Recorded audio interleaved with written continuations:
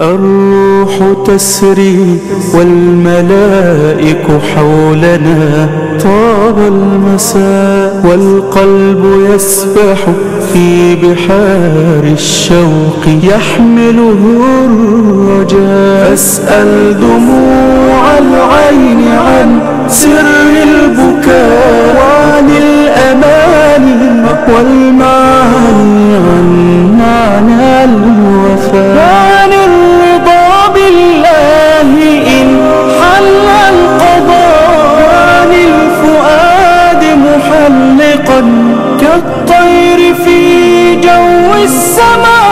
عطر القلوب أريجه قد فاح من هذا اللقاء. الروح تسري والملائك حولنا، طاب المساء. السلام عليكم ورحمة الله وبركاته. بسم الله والحمد لله، والصلاة والسلام على حبيبنا وأسوتنا وقدوتنا وشفيعنا رسول الله صلى الله عليه وآله وسلم. أما بعد، فمرحبا بإخواني وأخواتي وأهلي وأحبابي، مرحبا بكم مرة أخرى في لقائنا الأسبوعي، وأسأل الله جل في علاه الذي جمعنا في الدنيا على طاعته أن يجمعنا في الآخرة مع سيد الدعاة وإمام النبيين في جنته ودار مقامته، إنه ولي ذلك والقادر عليه. كما أسأل الله جل وعلا أن يجعل مصر سخاء رخاء أمانا وسائر بلاد المسلمين، اللهم آمين يا رب العالمين.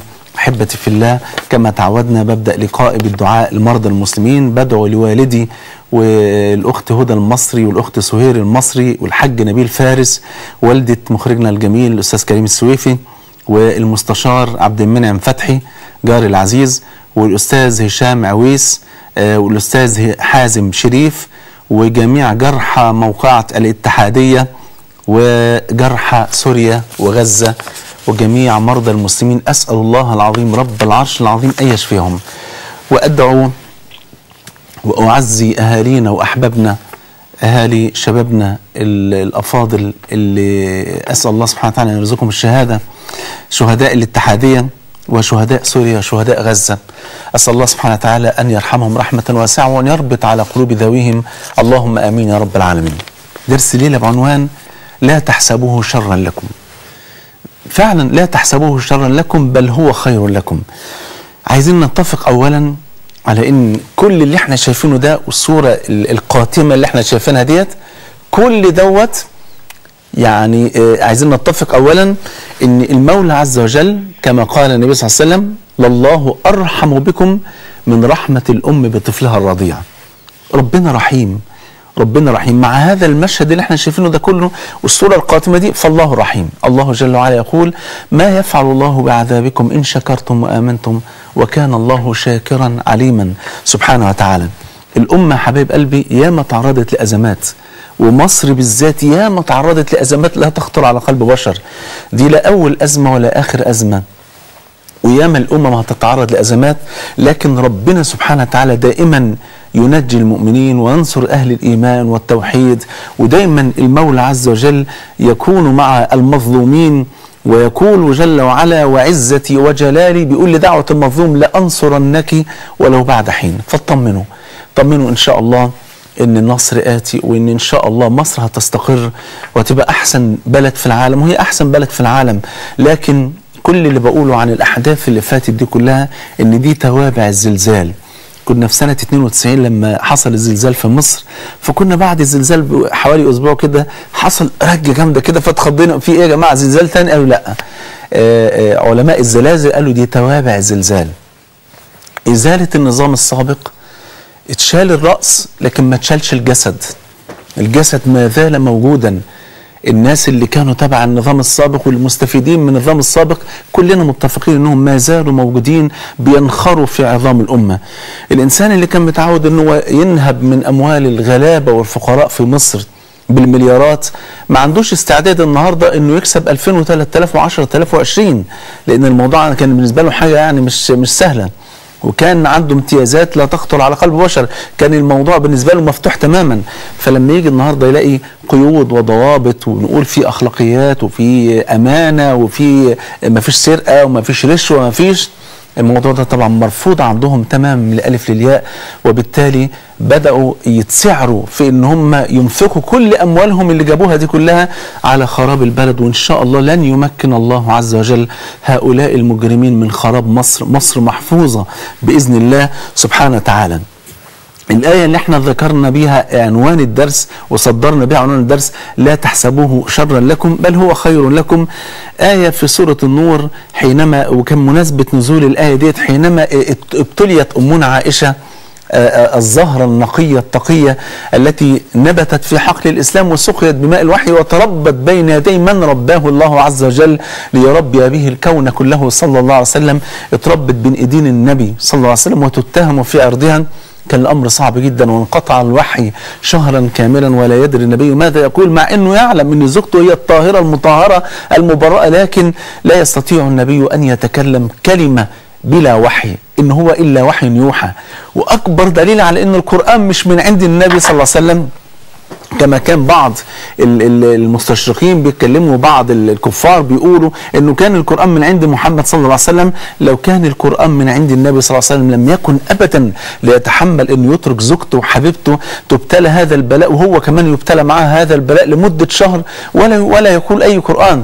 والا لو كان من عنده كان ممكن النبي يقول ايتين ثلاثة يبرأ فيهم امنا عائشة، لكن استمر الوحي منقطع لمدة شهر كامل لحد ما نزلت براءة أمنا عائشة، وفيها لا تحسبوه شرا لكم بل هو خير لكم. أمنا عائشة نفسها بتقول ما كنتش أتوقع أبدا أن ربنا ينزل فيها قرآنا يطلع إلى يوم القيامة فتنزل براءتها في سورة. كلما أردنا أن نقرأ سورة النور نقرأ فيها براءة أمنا عائشة، وتتلى الآيات في المحاريب وفي الصلوات وفي كل مكان. كلما فتح الإنسان سورة النور قرأ براءة أمنا عائشة لا تحسبوه شرا لكم بل هو خير لكم. ويتميز الصف المؤمن من الصف المنافق، وده من فضل ربنا سبحانه وتعالى. المنافقين اللي كانوا مندسين وسط الصف المؤمن لما نزلت الآيات ديت ولما حصلت المحنة الكبيرة دي، هل في أشد من أن النبي صلى الله عليه وسلم سيد ولد آدم صلى الله عليه وسلم يبتلى في عرضي وفي زوجتي وحبيبتي أمنا عائشة؟ أظن ده أعظم بلاء ممكن يبتلى به أي إنسان في الدنيا. لو الإنسان مات أولاده أو مات أحبابه أو فقد ماله أو اطرد من بلده، أهون بكثير من أنه يتهم في زوجته وفي عرضه.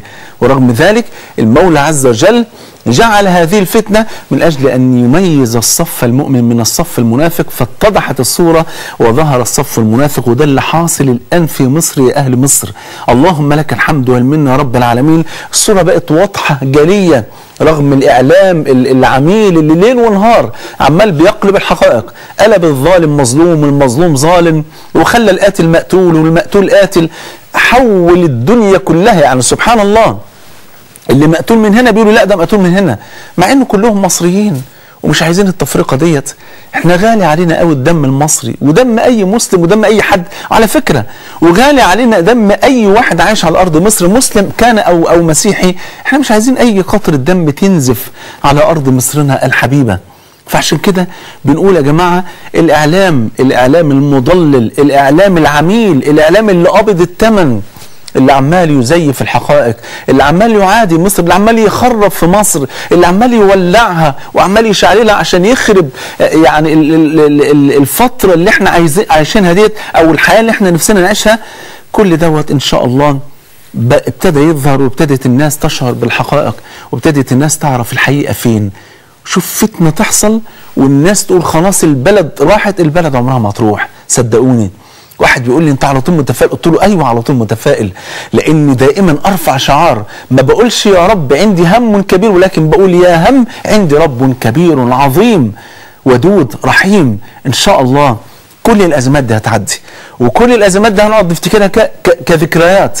والفاكر لما حصل في مصر كذا وكذا، وربنا سبحانه وتعالى عرفنا المنافق من المؤمن، وعرفنا المتآمر من المخلص، وعرفنا الوطني مش تبع الحزب الوطني، يعني الوطن اللي بيحب وطنه من الإنسان اللي بيدبر لتدمير وطنه. والله العظيم وأنتم تعلمون جميعا إن كده معروف كده في كل أنحاء مصر ان محمود المصري ده عمره في حياته لا بيزايد لا على السياسه ولا ليه علاقه بالموضوع ده خالص بالمره. انا ابعد الناس تماما عن الدخول في السياسه ولعبه السياسه، وانتم عارفين من زمان، من يوم ربنا اكرمني بالدعوه من 22 سنه عمري في حياتي لا دخلت نفسي في السياسه ولا في انتخابات ولا في اي حاجه، ماليش علاقه بالموضوع ده. انا رجل داعيه وهفضل من يوم ما ربنا اكرمني وشرفني بنعمه الدعوه، هفضل لحد اخر رمق في حياتي داعيه، ماليش علاقه بالموضوع ده كلها. لكن انا اقسم لكم بالله، وانا عارف ان انتم مصدقيني، اقسم لكم بالله في ناس باعت مصر وباعت مصر برخص التراب. انا ما اقدرش اقول لكم كل اللي اعرفه، وما اقدرش اقول لكم كل اللي واصلني انا وغيري، لكن والله العظيم بحلف لكم بالله، والله العظيم في ناس بايعه مصر، وفي ناس باعت بسعر رخيص جدا. لان مهما كان لو اتعرض عليك حتى 100 مليار دولار عشان تبيع متر من ارض مصر فانت خائن، واللي يتآمر على الشرعيه اللي موجوده في مصر فهو خائن.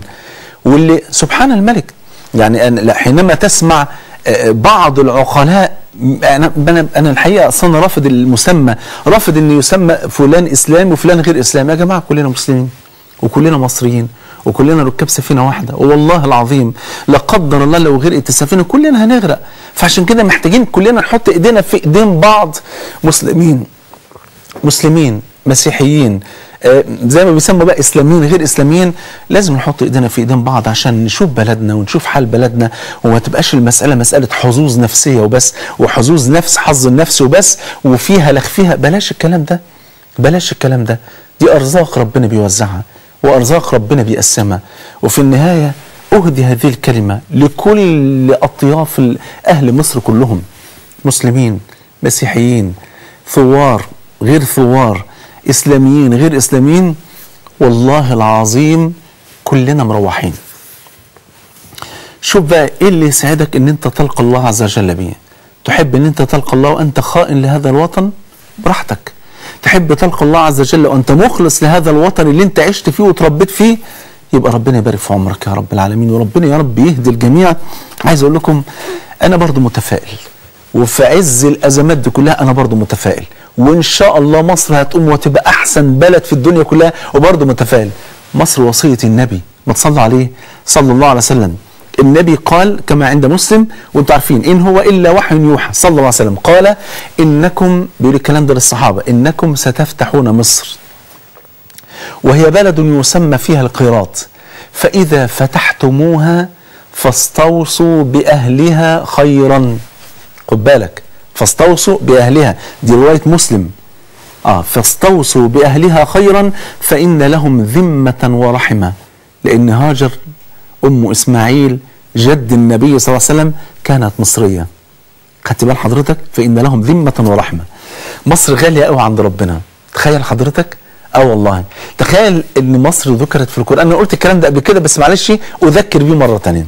مصر ذكرت في القران كم مره؟ اكتر من 30 مره. يا شيخ محمود الكلام ده منين ده؟ اذا كان هي كل الايات اللي وردت في ذكر مصر 5 ايات. ادخلوا مصر ان شاء الله امنين، اليس لي ملك مصر، وقال الذي اشتراه من مصر، واوحينا الى موسى واخيه ان تبوأ لقومكما بمصر الى اخر ايات، يعني ايات بسيطه. اقول لك في ايات ذكرت صريحه، وفي ايات ذكرت او فهم منها دلت عليها القرائن والتفاسير ان المقصود بها مصر. زي ايه؟ زي قول المولى عز وجل وكذلك مكنا ليوسف في الارض، اي يعني ارض مصر. إن فرعون علا في الأرض، يعني أرض مصر. وقال الملأ من قوم فرعون أتذر موسى وقومه ليفسدوا في الأرض، أي أرض مصر. قالوا سبحان الله، وقال موسى لقومه عسى ربكم أن يهلك عدوكم ويستخلفكم في الأرض، أي أرض مصر. كل ده المقصود بأرض مصر. أرض مصر أرض مباركة. خد بالك، أنا ما بقولش أرض متحوطة بالبركة، لا بقول أرض هي فيها عين البركة. مين اللي قال كده؟ الله جل وعلا. قال جل وعلا وأورثنا القوم الذين كانوا يستضعفون مشارق الأرض ومغاربها التي باركنا فيها. قال الإمام القرطبي هي أرض مصر والشام، التي باركنا فيها هي أرض مصر والشام. الله أكبر.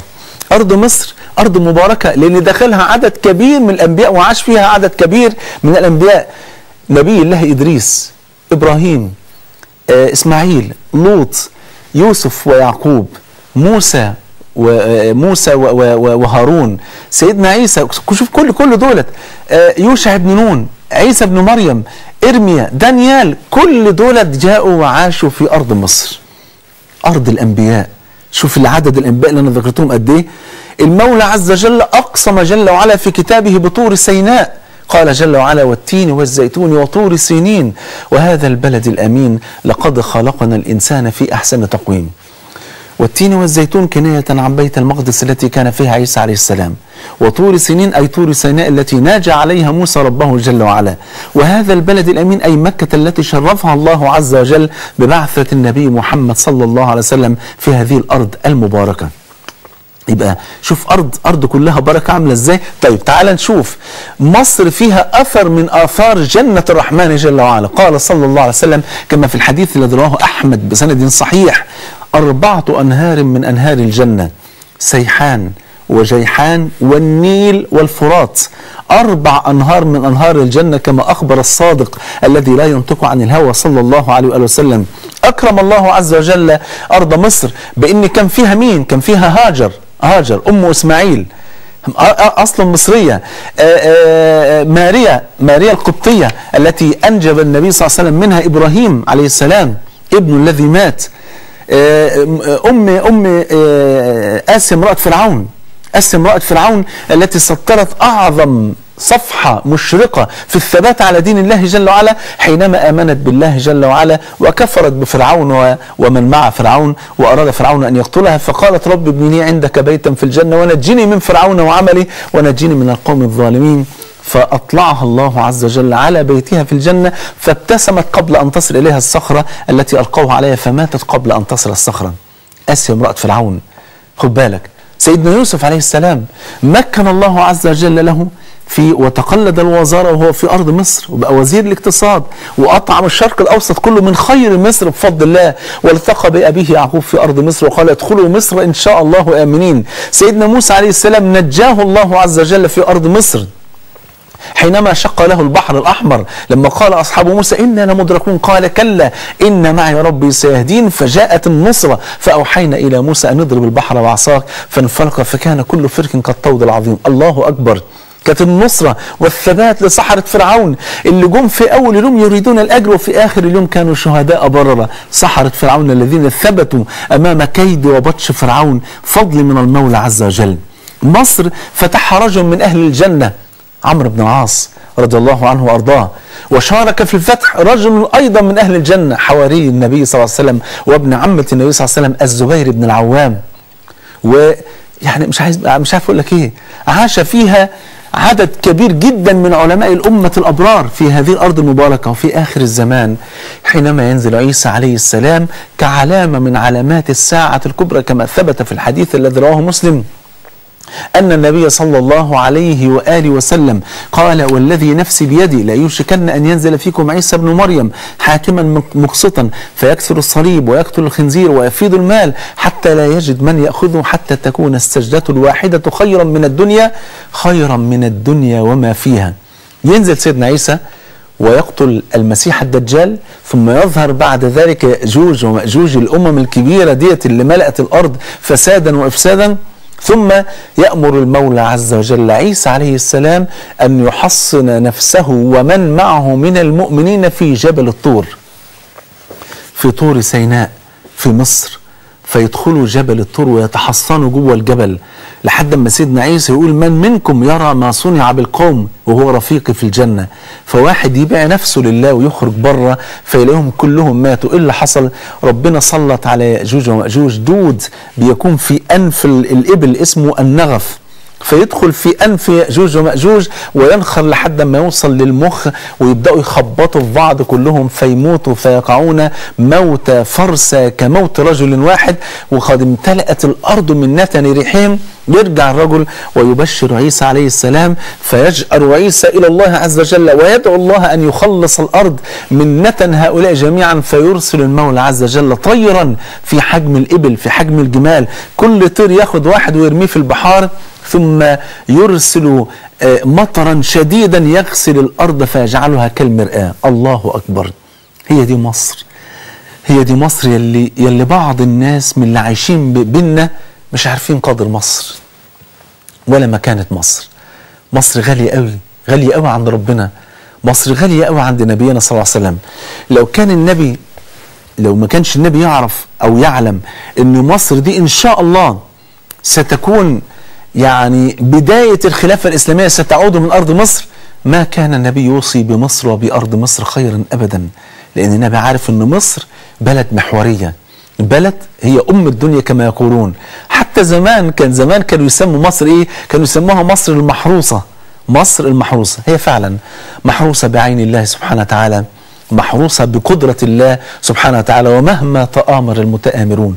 وأقسم لكم بالله وأذكركم على هذه الشاشة المباركة والله العظيم سيجعل الله كيدهم في نحرهم. عايز أقول لك حضرتك حاجة، اللي بيتآمروا الآن على ان هم ياخدوا الرئاسة وان هم ينقلبوا على الشرعية اللي موجودة، والله العظيم لو قام النهاردة الدكتور محمد مرسي وقال لهم طب يا جماعة انا متنازل عن الرئاسة، اقسم بالله، وانا بقول لك اقسم بالله لا يقتلوا في بعض عشان نشوف مين فيهم اللي يبقى رئيس.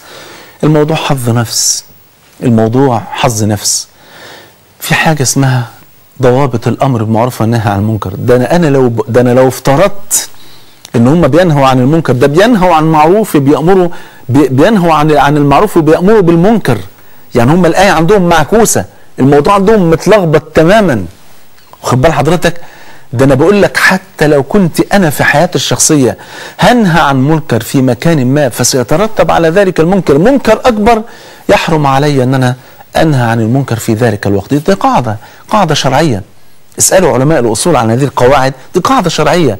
لو أنا بنهى عن منكر يا جماعة في مكان ما وهيترتب على المنكر ده منكر أكبر، يعني لو شايف واحد قاعد على قهوة فأنا بنهى عن منكر ولكن بطريقة غلط، مسكت الشيشة اللي في إيده ورحت مكسرها، فترتب عليها إن الراجل راح مطلع سكينة راح قاتلني، يحرم علي إن أنا أغير المنكر بالطريقة دي في اللحظة ديت وفي الوقت دوت. طيب تخيل بقى لما يكون ناس بقى بتأمر بمنكر وبتنهى عن معروف، كل ده من أجل حظ النفس، ومن أجل أن كل واحد فيهم كان عينه على حاجة معينة، عينه على الكرسي ده ما وصلش، يبقى خلاص يبقى فيها ربنا يعافينا ويعافيكم يا رب العالمين. وإن شاء الله ربنا هيطهر مصر من هؤلاء جميعا. الموضوع ما هوش سهل يا جماعة. أنا لو جيت قلت النهاردة لواحد مقاول قلت له البيت دوت قايل للسقوط، لو سمحت وقعه لي وبعد ما توقعه ابني لي عمارة ضخمة كده وفخمة، او ابني لي مثلا فندق او برج اي حاجة، يعني المقاول ده هيعمل ايه؟ رقم واحد هيبدأ في الهدم.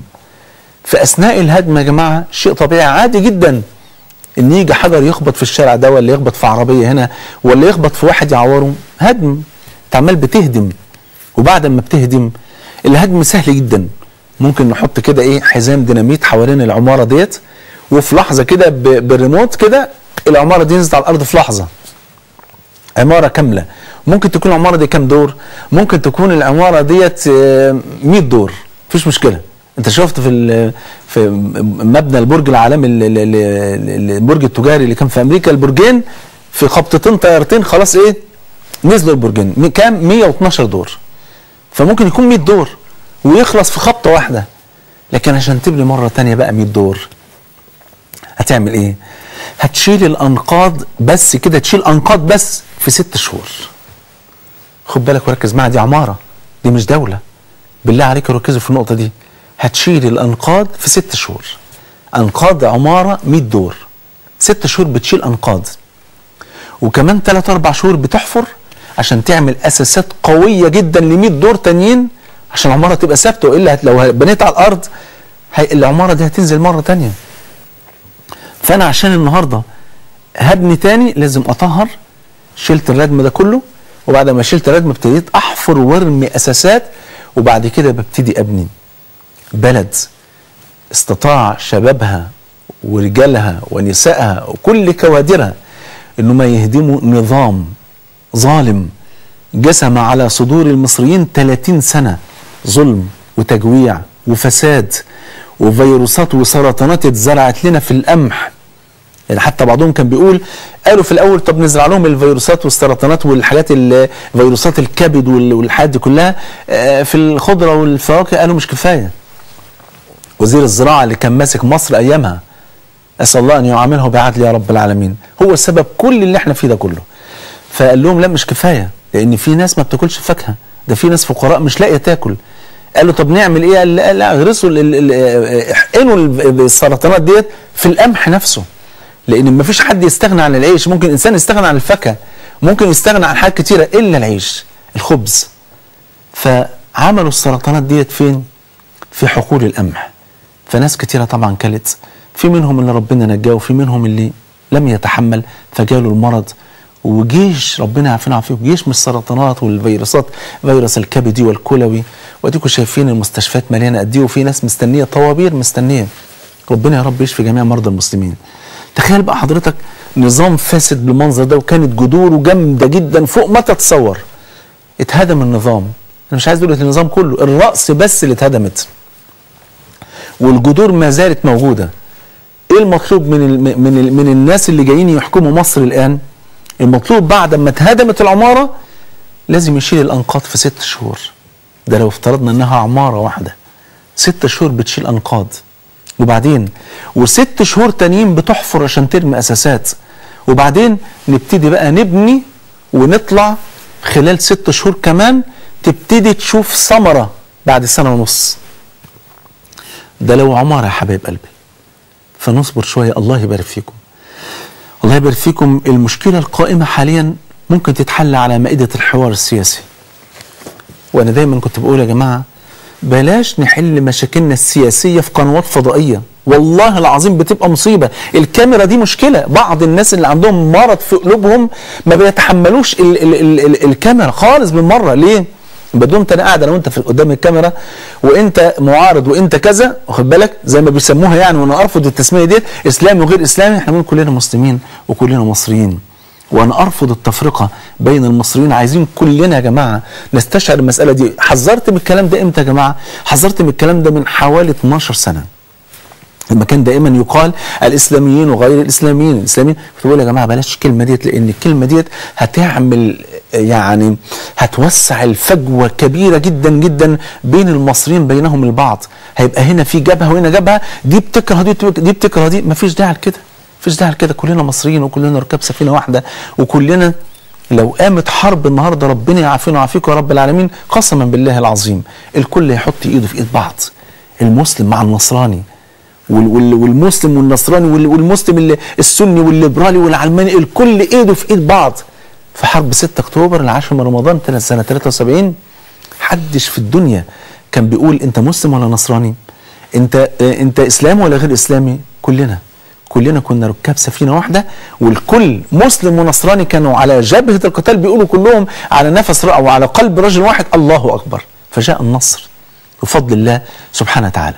فاذا المسائل السياسيه ديت مسؤول عايز يتناقش مع مسؤول، ارجوكم بلاش على القنوات الفضائيه. لان انا لو مسؤول وقدامي مسؤول وهنتناقش قدام الناس على الملأ على قناه فضائيه، شيء طبيعي جدا ان انا لا يمكن اسمح لك تنتصر عليا. ده منطق الناس، لا يمكن اسمح لحد ينتصر عليا.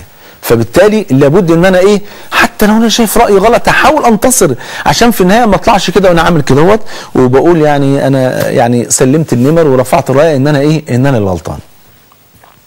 ما شفتش حد يا جماعه في مناقشه في حوار توك شو على اي قناه فضائيه، والله العظيم ما شفت حد بيقول انا غلطان، حتى وان كان يبدو له الحق ظاهر واضح جدا يعني كالشمس، ورغم ذلك لا بس معلش انا اصل انت الموضوع انت فاهمه بوجهه نظر وانا فاهمه بوجهه نظر ثانيه، ويبتدي الفزلكه والفلسفه باسلوب ما، علشان في النهايه انا يصعب عليا ان انا اكون قدامك غلطان وانت يصعب عليك ان انت تكون قدامي غلطان. عشان كده كان اكبر غلط ان كل ده يطلع على القنوات بقى قدام الناس، على القنوات الاخباريه والقنوات الثانيه والقنوات هنا وهنا. بلاش كل الحاجات دي تعالج في غرف مغلقه، مفيش حظ نفسي هنا، مش هنطلع ومفيش تصوير، يعني يبقى بيني وبينك بنتناقش بالعقل كده مصلحه مصر. سيبك من نفسك وسيبك مني يا سيدي. انا لو حتى انا اللي كنت صح، انا مش هطلع اقول قدام الناس انت غلطان، بس هقول اتفقت معه على مساله من اجل مصلحه مصر. عشان كده محتاجين ان احنا نغلب مصلحه مصر على كل مصلحه. تعالوا نكمل مع بعض هذا الحوار وهذه الحلقة، ولكن بعد فاصل قصير. صلى على حبيبك. الروح تسري والملائك حولنا طاب المساء. السلام عليكم ورحمة الله وبركاته. بسم الله والحمد لله والصلاة والسلام على حبيبنا رسول الله صلى الله عليه وآله وسلم. رجعنا لكم بعد الفاصل، وقبل ما نكمل موضوعنا المهم النهاردة بأعلن أسماء الفائزين في الحلقة الماضية بالموسوعة الذهبية. الأستاذ شريف غانم السيد صبحي، الأستاذ شريف غانم السيد صبحي، والأستاذة نسرين ممدوح عبد العال نصير. نسرين ممدوح عبد العال نصير، الاثنين ان شاء الله هيتوجهوا بكره للمكتبه يستلموا الموسوعه الذهبيه بتاعتهم ان شاء الله. واللي بيطلبوا الموسوعه معاها زي ما قلنا سدايه لا تحزن وابتسم الحياه وكتيب روحي فداك يا رسول الله. وربنا يا رب يجمعنا واياكم على خير. السؤال الجديد بسرعه كده: متى كانت موقعه الجمل؟ متى كانت، يعني في سنه كام كانت موقعه الجمل؟ تعالوا نكمل مع بعض، بس تصلي على حبيبك صلى الله عليه وسلم. يبقى اذا قلنا يا جماعه المشكله القائمه، وانا ما بحبش اخلي دروسي في السياسه، انا بحب اتكلم بس فقط عن نقطه صغيره كده في وسط درس لمده ساعه، اتكلم دقيقتين ما فيش مشكله. عايز اقول المشكله القائمه تتحل على مائده الحوار السياسي. اما احنا بقى كشعب فيجب ان احنا نعلم حاجتين: رقم واحد، اوعوا ولنحذر كل الحذر من ان يحصل ان الفصيل دوت ينزل في نفس المكان اللي نازل فيه الفصيل ده. وان كنت لما تسالوني والله العظيم انا بقول بقى كفايه مليونيات من الاثنين، مش بقول الفصيل دوت ولا الفصيل دوت، انا بقول للاثنين ارحمونا بقى من المليونيات والكلام ده كله. احنا خلاص الشعب تعب، الناس الفقيره ازدادت فقرا، والانسان اللي معاه فلوس الفلوس ابتدت خلاص تروح منه، واحوال الناس واقفه، والبلد اقتصاديا مش بتنهار، البلد تكاد تكون انهارت خلاص. فعايزين نرحم مصر شويه، بلدنا والله ما تستاهل مننا كل اللي بيتعمل ده. دي نقطه. النقطه الثانيه، وبس معلق بس على النقطه الاولانيه بحاجه مهمه جدا. انا ليه بقول ما ينفعش الفصيل ده؟ انا قلت الكلام دوت في حلقه كنت مع الدكتور عمرو الليثي، وقلت الكلام ده صراحه، قلت ما ينفعش يا جماعه اوعى حد ينزل في نفس المكان اللي فيه الفصيل الثاني لان هتبقى مشكله. فبعضهم كان بيقول لا احنا هنقدر نحافظ وهنقدر نحميهم ونعمل ونسوي، وحصلت المجزره اللي حصلت في قصر الاتحاديه. انا عايز اقول حاجه يا جماعه، احنا ما احناش افضل من الصحابه. الصحابة نفسهم حصل ما بينهم مجزرة في موقعة الجمل بسبب ان الاثنين كانوا قدام بعض. اللي حصل ان لما سيدنا عثمان بن عفان قتل رضي الله عنه وارضاه، اراد سيدنا طلحة وسيدنا الزبير وامنا عائشة ارادوا ان هم يقتصوا من قتل سيدنا عثمان. سيدنا علي بن ابي طالب يريد ايضا ان هو يقتص من قتل سيدنا عثمان، لكن بيقول مش وقته لان الدوله كان فيها مشاكل وكان فيها قلاقل، فكان عايز بس الدنيا تهدى شويه والامور تستقر وبعدين ناخد القصاص من قتله سيدنا عثمان. فاختلفوا معاه. اتقابل الجيشين فين؟ هناك بقى في الكوفه. ايه اللي حصل يا جماعه؟ حصل تصالح ما بينهم تماما، ما فيش اي مشكله، واتقابلوا هما الاثنين. يا سيدنا علي خلاص الموضوع منتهي، دم سيدنا عثمان في رقبتك، قال لهم دمه في رقبتي خلاص بس مش وقته، يعني انا بوعدكم هقتص من هؤلاء الناس بس ادوني وقت. قالوا خلاص احنا بس اهم حاجه كنا عايزين نتاكد من ان انت ايه هتقتص من قتلة سيدنا عثمان. اتفق الفريقين خلاص بالاحضان وكله ما فيش اي مشكله وفي نقاء وصفاء نفسي. دول رجعوا للمعسكر بتوعهم وسيدنا علي رجع للمعسكر بتاعه وانتهى المشكله، ونايمين في ليله هاديه وجميله جدا، وتاني يوم الصبح كلهم راجعين المدينه وما فيش اي مشكله خالص. عبد الله بن سبأ والشياطين اللي معاه ما رضوش، اللي هو ايه اللي احنا بنسميه النهارده الطرف الثالث، اللهو الخفي، هو ده اللي عمل المشكله. قال معقوله المشكله اتحلت كده خلاص هيروحوا كده والدنيا تبقى هاديه؟ لا، عايزين نولعها. طب نعمل ايه؟ راح جايب شله كده من عنده، قال انتوا بقى تقسموا نصين، نص يخش في معسكر طلحه والزبير ويقتل ويعمل مشكله، تمام، والنص الثاني يروح المعسكر بتاع سيدنا علي بن ابي طالب ويقتل ويعمل اي مشكله هناك. فلما راح الناس دي تقتل في معسكر طلحه والزبير، الاثنين ظنوا ان علي بن ابي طالب غدر بيهم، ولما الشله دي راحت تقتل في معسكر سيدنا علي بن ابي طالب قال يبقى طلحه والزبير غدروا بيا، واشتعلت الفتنه. وكانت المقتله العظيمه اللي كانت في موقعة الجمل اللي كانت امنا عائشه كل لما تتذكرها تبكي بكاء شديد وتقول ليتني ما خرجت. شفت قد ايه المساله عامله ازاي؟ ودول صحابه. احنا ما نجيش حاجه فيهم بالمره، ورغم ذلك مجرد وجود الجيشين قدام بعض لم يتحملوا. ليه؟ لان انت النهارده لو جبت الفصيل ده والفصيل ده ممكن طرف ثالث يوم جاي في النص رامي طوبه هنا وطوبه هنا، الموضوع خلص.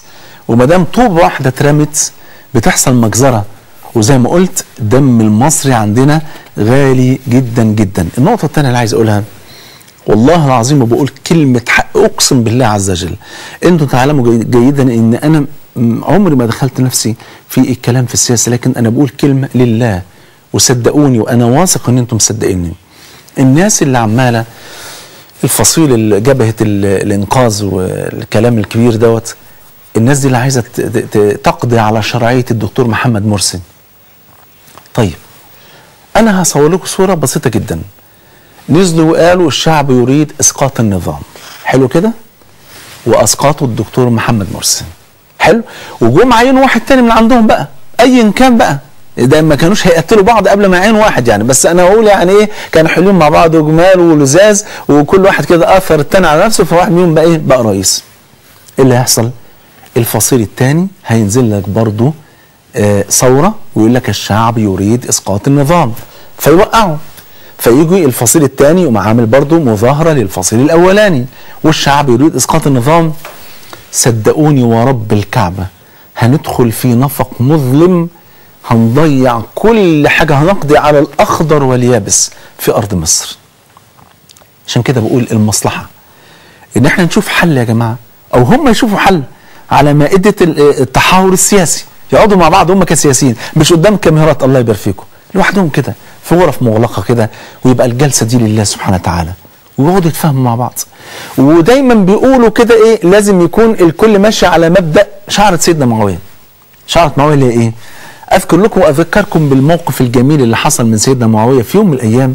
سيدنا معاويه بن ابي سفيان كان امير المؤمنين في اللحظه ديت، وكان سيدنا عبد الله بن الزبير بن العوام رضي الله عنه وعن ابيه وعن الصحابه اجمعين كان ليه قطعه ارض بتاعته. قطعه الارض بتاعته دي كانت مجاوره لقطعه ارض سيدنا معاويه ابن ابي سفيان، بس قطعه سيدنا معاويه ما كانتش على الطريق بره، كانت جوه، فاللي عايز يخش ارضه عشان يشتغل فيها لازم يعدي من ارض سيدنا عبد الله ابن الزبير. فالعمال والفلاحين اللي داخلين يزرعوا ويشتغلوا في ارض سيدنا معاويه كان لازم يعدوا من ارض عبد الله ابن الزبير. فعبد الله بن الزبير زعل من الموضوع ده، ازاي كل شويه يمشوا في الارض بتاعتي، واخد بالك؟ يعني هم ما افسدوش على حاجه، بس هو بقى الموضوع كبر في دماغه.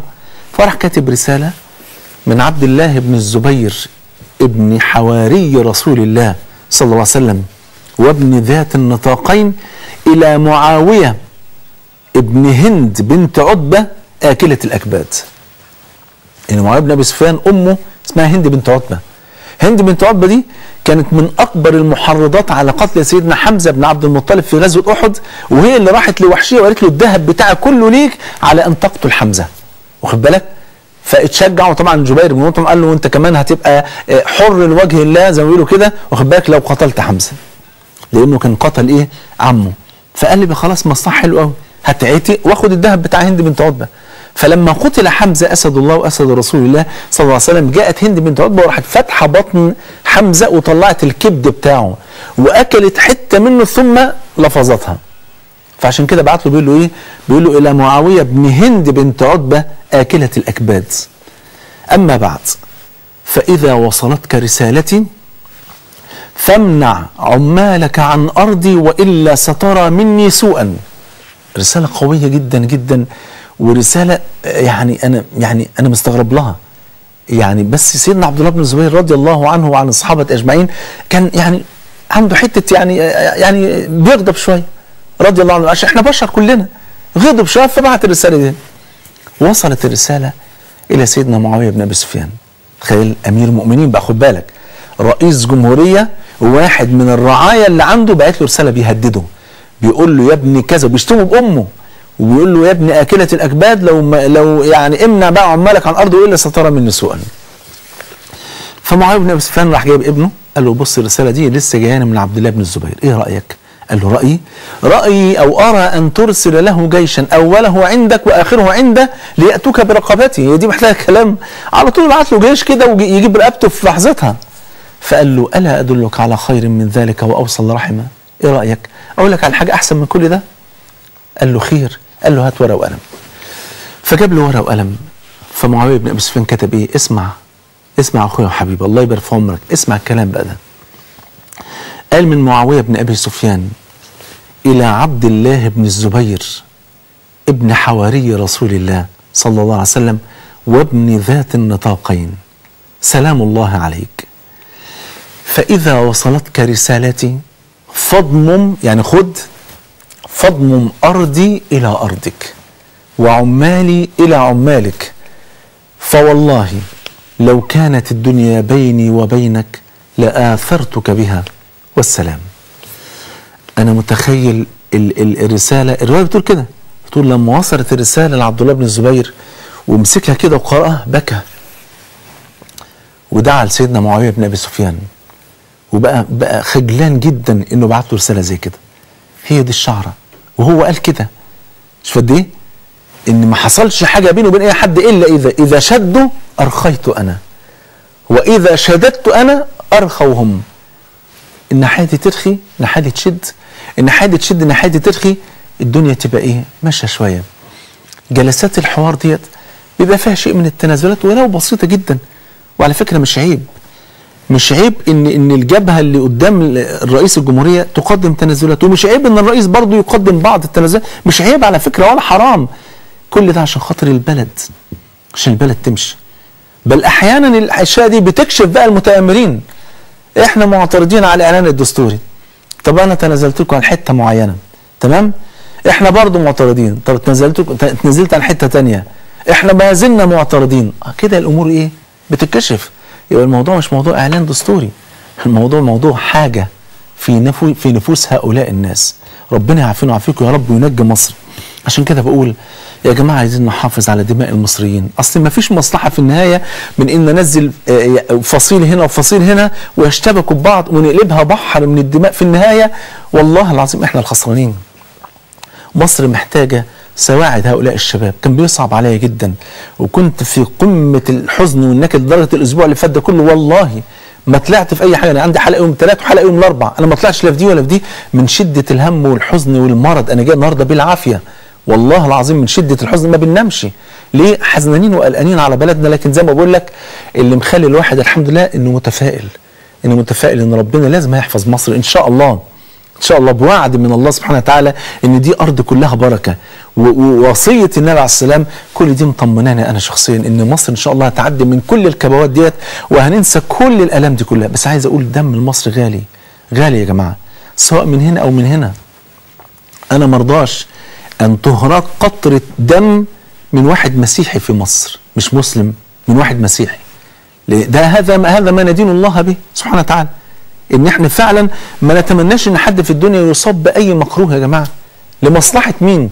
اللي اتقتلوا واللي اصيبوا شباب زي الفل. ده في شباب فقدوا عينيهم، تخيل من الخرطوش اللي اتضرب فقع العين، ربنا يعافينا ويعافيكم. وفي شباب 6 شباب او 7 اتبطرت رجليهم، وفي شباب 9 شباب ماتوا، شباب زي الورد وتيتمت اطفالهم، شباب لسه صغيرين. لمصلحه مين؟ لمصلحه مين يا جماعه؟ يعني نزيف الدم اللي هم عمالين بيدعوا اليه. لما يجي النهارده يقول لك عصيان كامل على رئيس الجمهوريه وعايزين ننزل وفود وشباب في كل محافظات مصر. خلي عندنا شويه عقل ونخاف على بلدنا بقى ونحافظ عليها. الله يبارك فيكم. انا عايز اقول لكم شويه احاديث في حرمه الدماء، حرمه دم اي واحد في الدنيا مسلم او نصراني ما دام من اهل العهد والذمه والامان، ما هوش محارب. شوف ربنا بيقول ايه: ومن يقتل مؤمنا متعمدا فجزاؤه جهنم خالدا فيها. خالدا فيها ديت المقصود بها لو كان مستحلا لهذا الامر وبيعتقد انه حلال من قلبه، خد بالك، يبقى خالد، لانه بينكر شيء معلوم من الدين بالضروره ان اللي بيقتل ده من الكبائر ومن اكبر الكبائر، خد بال حضرتك. انما لو لم يكن مستحلا فلا يخلد، لانه لا يخلد مؤمن ابدا في النار، وانما الذي يخلد هو المشرك.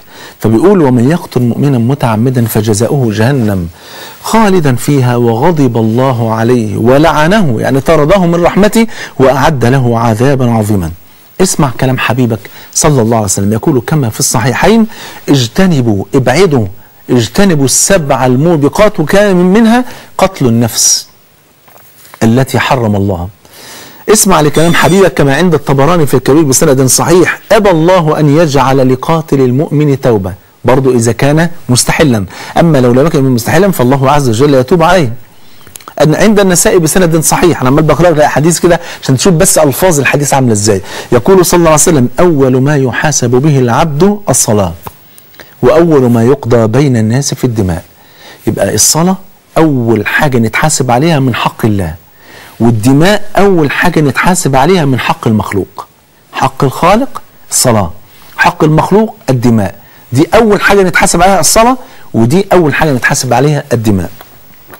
يقول صلى الله عليه وسلم كما عند أحمد وأبو داود بسند صحيح: كل ذنب عسى الله أن يغفره إلا من مات مشركا أو قتل مؤمنا متعمدا. خد بالك، كل ذنب عسى الله أن يغفره إلا من مات مشركا أو قتل مؤمنا متعمدا. عايزين فاصل؟ طيب أكمل الأحاديث ولكن بعد فاصل قصير ونرجع لكم تاني. صلى على حبيبك. الروح تسري والملائك حولنا طاب المساء. السلام عليكم ورحمة الله وبركاته. بسم الله والحمد لله والصلاة والسلام على رسول الله صلى الله عليه وسلم. مش بقول لكم يعني سبحان الله يعني فرجت وربنا يبارك يا رب العالمين. الناس كانت بتقول لي انت بارك يا شيخ محمد، مش مصدق. ولا بجد الحمد لله ربنا يبارك يا رب العالمين. فرجت ايه؟ لسه بقول لكم في اول حلقه والله انا متفائل ويتحل الامر كله واحنا قاعدين هو في الجلسه على الهواء بفضل الله سبحانه وتعالى، فضل من ربنا سبحانه وتعالى. عايز اوجه 3 رسائل بسرعه. الرساله الاولى للدكتور محمد مرسي، ربنا يحفظك ويبارك في عمرك، وبقول لك والله لا ينقص من قدرك ابدا ان انت تقدم تنازلات من اجل حفظ الوطن ومن اجل حفظ وسلامه المصريين. جزاك الله خيرا وبارك الله فيك، والامر مفتوح والدنيا لازم تهدى. الناس اللي كانوا موجودين 50 شخصيه وطنيه موجودين والحمد لله كلهم اقروا الموضوع تماما، وحتى بيقول للي لسه اللي ما حضرش ما زال الموضوع مفتوح، والحاجات اللي عايزين تغيروها في الاعلان الدستوري او في الدستور نفسه ابعتوا وقولوا او اقعدوا تعالوا قولوا، والكلام ده كله هينزل وهيقر. يعني الدنيا بقت جميلة هيت. أظن لو حد عايز يخرب في البلد بعد النهاردة وبعد اللحظة ديت أظن الأمر كده هيبقى مكشوف تماما. راجل جزاه الله خيرا تنازل وما فيش مشكلة ولغى الإعلان الدستوري اللي كانوا عاملين عليه المشاكل دي كلها واللي بسببها سالت كل الدماء ديت. الله يبارك فيكم، نهدى. دي الرسالة الأولى. الرسالة الثانية بقول للناس اللي عمالين بيدعوا للعصيان المدني والخروج على الشرعية والكلام ده كله، نتقي الله في بلدنا، نتقي الله في بلدنا، لأن ما فيش حل والله هيمشي في مصر إلا بالحوار اللي يجمعه الحب والتفاهم، وإن أنا أقدم بعض التنازلات وأنت تقدم بعض التنازلات والدنيا تمشي وما فيش أي مشاكل خالص إن شاء الله. في النهاية مش هقدم لمصلحتي ولا مصلحتك، بقدم مصلحة مصر، بقدم مصلحة المصريين. عايزين بقى نمشي عجلة الإنتاج، عايزين نحس إن إحنا عايشين في بلد بقى في دولة بجد، محتاجين نحس الإحساس دوت. الرسالة الثالثة بقول للناس اللي قاعدين في أي مكان في الاتحادية في التحرير، خلاص المشكلة اللي انتوا عاملين عليها مشكلة انتهت خلاص واتحلت، فلا داعي للتخريب ولا داعي للتلاحم ولا للقتال ولا للمشاكل. مصر أكبر مننا كلنا.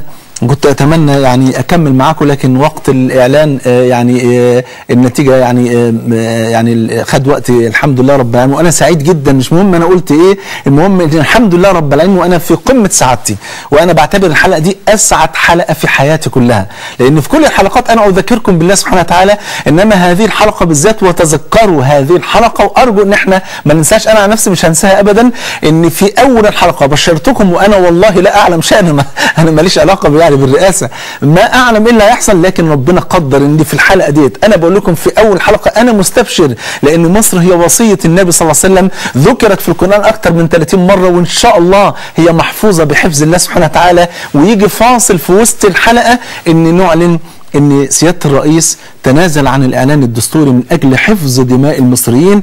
بشكرك يا سيادة الرئيس، ربنا يجازيك كل خير، وبشكر كل مصري وكل مصرية، مسلم أو مسيحي، إسلامي أو غير إسلامي، وأنا ما بحبش الكلمة دي، بحب أقول كلنا مسلمين وكلنا مصريين. بشكركم جميعا وبقول الله يبارك فيكم بقى من اللحظة دي، الله يبارك فيكم. ما فيش قدامنا غير مصر بلدنا عايزين نحط ايدينا في ايدين بعض ونبنيها، وكفايه خلافات. ولو حد عنده اي اشكاليه الله يبارك فيكم، الرجل جزاه الله خيرا فاتح باب الحوار وفتح لكم قلبه إلا واعترض على حاجة بعيدا عن الفضائيات اللي عايزة تولع الدنيا وبعيدا عن الكاميرات. اقعدوا معاه واعرضوا عليه اللي انتوا عايزينه، وما اظنش انه هيرفض اي حاجة فيها صالح مصر وفيها صالح شعب مصر. دي اسعد ليلة في حياتي واسعد ليلة في حياة كل المصريين. الف مبروك يا مصر، الف مبروك للمصريين، الف مبروك لينا كلنا ان احنا نبقى لحمة واحدة وان احنا نبقى ايدينا في ايدين بعض.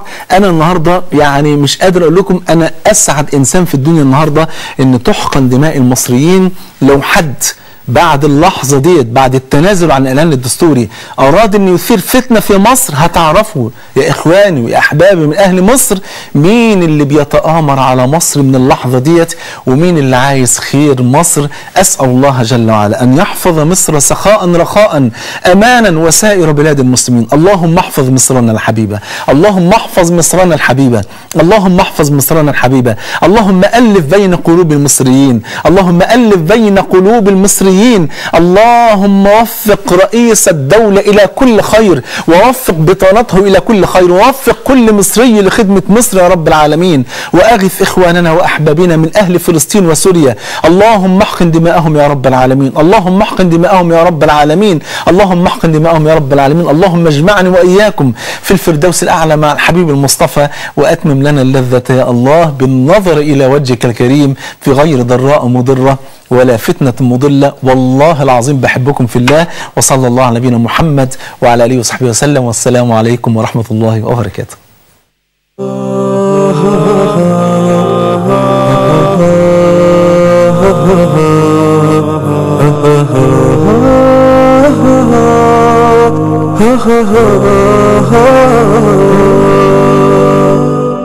الروح تسري والملائك حولنا، طاب المساء والقلب يسبح في بحار الشوق يحمله الرجاء. أسأل دموع العين عن سر البكاء وعن الأمان والمعاني عن معنى الوفاء. عن الرضا بالله إن حل القضاء، عن الفؤاد محلقا كالطير في جو السماء.